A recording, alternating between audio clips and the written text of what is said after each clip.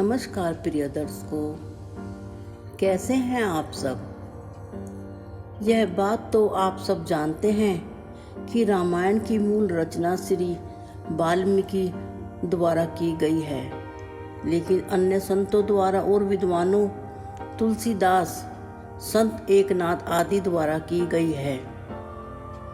जो इंसान रामायण की शिक्षा को ध्यानपूर्वक सुनेगा और अपनी जिंदगी में अपनाएगा, उसकी सभी परेशानियां हल होंगी और उसको कोई भी दुख नहीं रहेगा। रामायण का हर एक पात्र हमें कुछ न कुछ सिखाता है।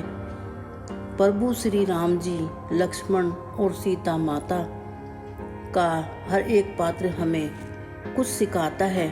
रावण और कुंभकर्ण का प्यार निभाना, रिश्तों का निभाना, हर इंसान को रामायण से कुछ न कुछ सीख लेनी चाहिए। आज हम रामायण की शिक्षा पर ही चर्चा करेंगे। आप हमारी वीडियो को लाइक करें और चैनल को प्लीज़ सब्सक्राइब करें, साथ साथ नोटिफिकेशन बेल को भी दबाएं। आपका एक सब्सक्राइब हमें बहुत मोटिवेट करता है। रामायण की पहली शिक्षा से हमें यह शिक्षा लेनी चाहिए कि हमें माँ बाप की इज्जत हमेशा करनी चाहिए। प्रभु राम जी से सीखना चाहिए। उनके राज तिलक की घोषणा हो चुकी थी कि कल अयोध्या के राजा राम प्रभु बनेंगे, पर रातों रात सब बदल गया। कैकेयी ने राजा दशरथ से अपना वरदान मांगा।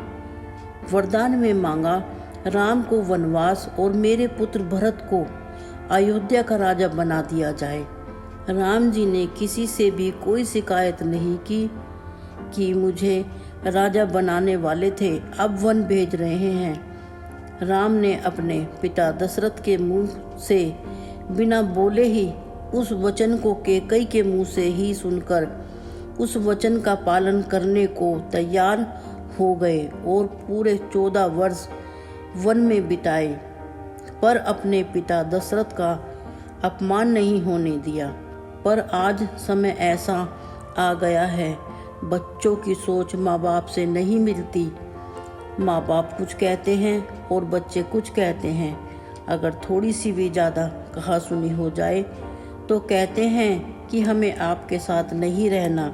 लोगों के घर तो बहुत बड़े हो गए हैं, पर दिल छोटे हो गए हैं। दिल इतना छोटा हो गया है कि उसमें अपने स्वार्थ के अलावा किसी के लिए कोई भी जगह नहीं बची, चाहे वह माँ बाप ही क्यों ना हो।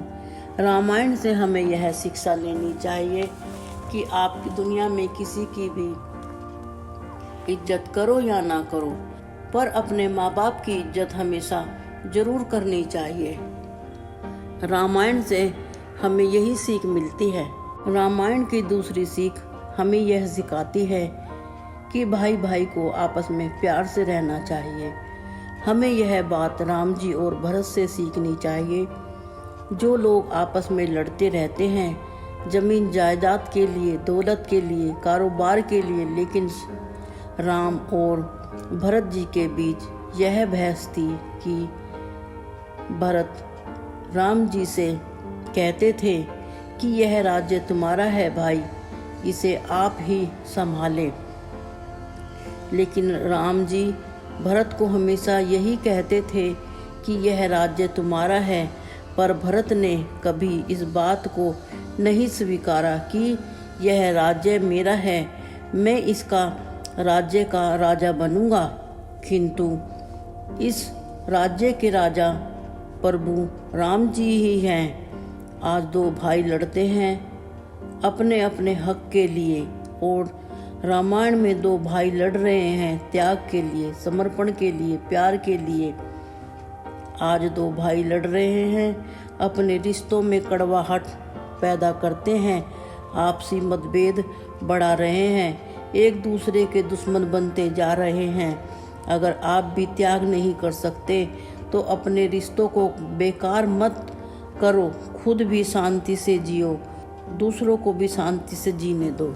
रामायण की तीसरी सीख, अपनी जिंदगी के गहरे राज अपने भाई, अपने दोस्त या कोई और भी रिश्ता हो उसको नहीं बताने चाहिए।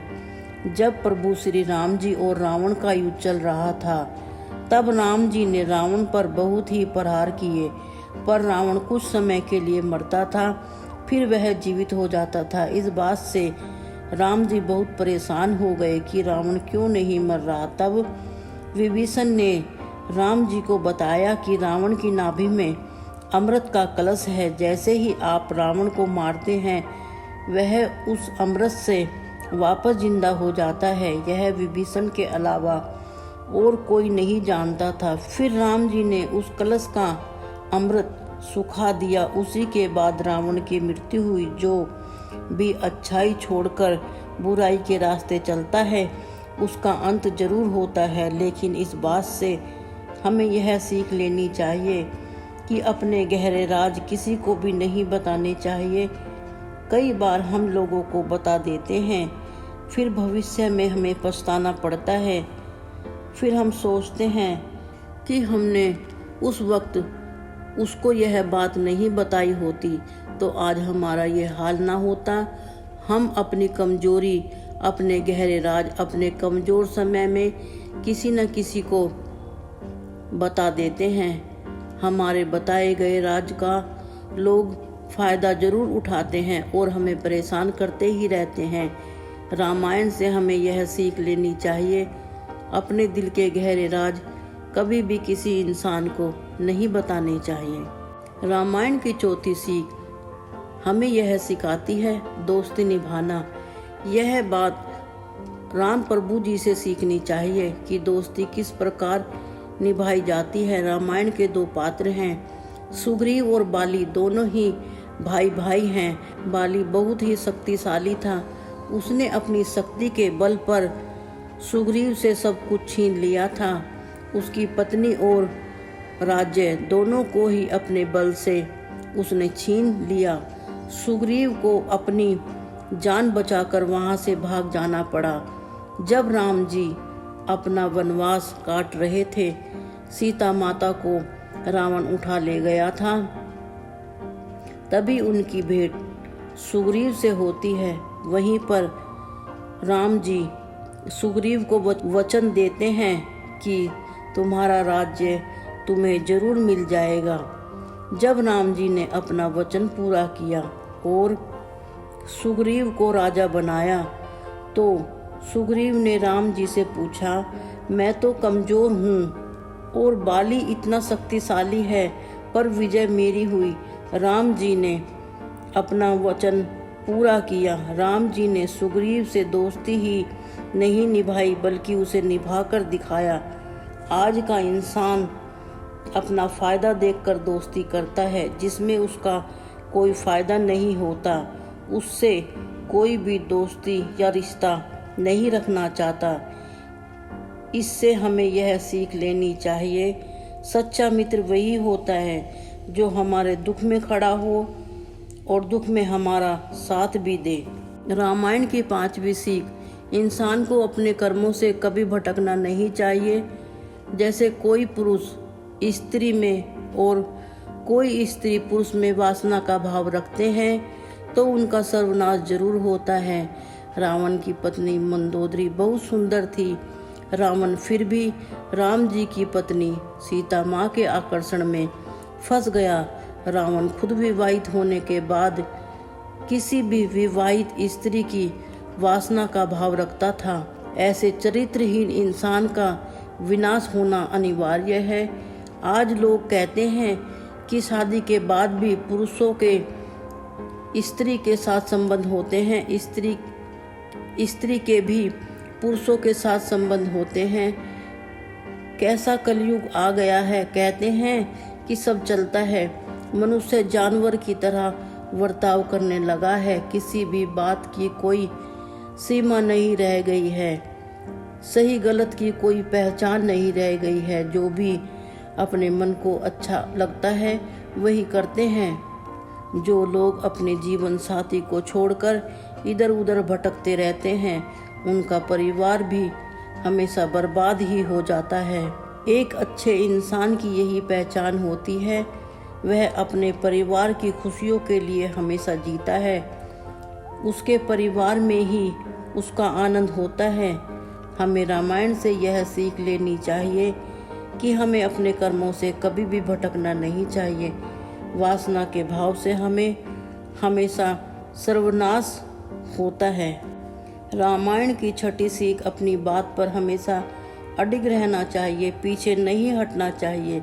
रावण का भाई विभीषण था। जब रावण सीता माता को उठाकर ले आया था, तभी से वह अधर्म की राह पर हो गया था। विभीषण ने अपने भाई रावण को बहुत समझाया कि वह धर्म की राह पर चले और सीता को राम जी को वापस दे दे, पर उसने ऐसा नहीं किया।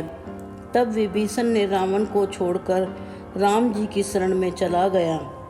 सभी सेना ने इस बात का विरोध किया कि विभीषण के कारण हम युद्ध हार सकते हैं, यह हमारा दुश्मन है।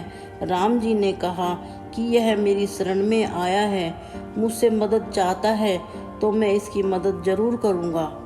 जब विभीषण राम जी के पास आया तो प्रभु श्री राम जी ने कहा, लंका का राजा तुम्हारे जैसा धर्मात्म व्यक्ति ही होना चाहिए।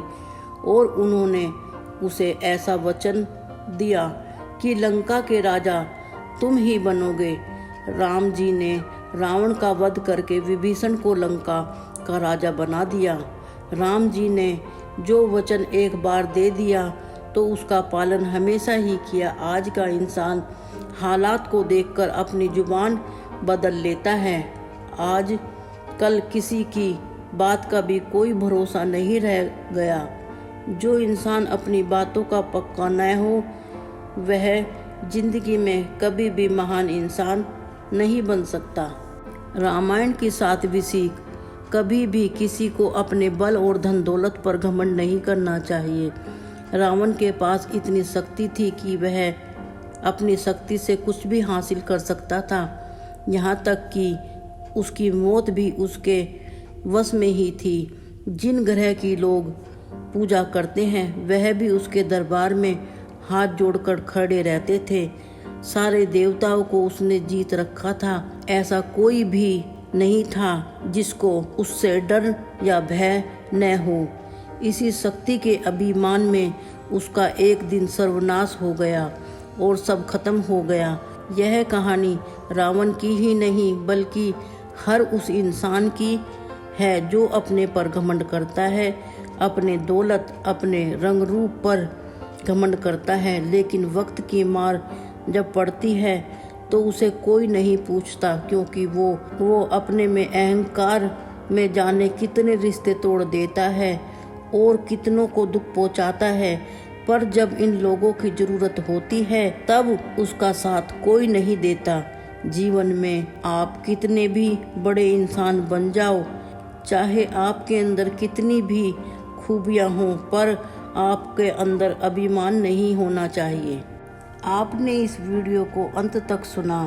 भगवान राम जी आपकी मनोकामना जरूर पूरी करेंगे। उनके लिए आपका एक लाइक और सब्सक्राइब तो बनता है दोस्तों। फिर मिलेंगे दोस्तों अगली वीडियो के साथ। तब तक आप अपना ख्याल रखें और मुस्कुराते रहिए। धन्यवाद।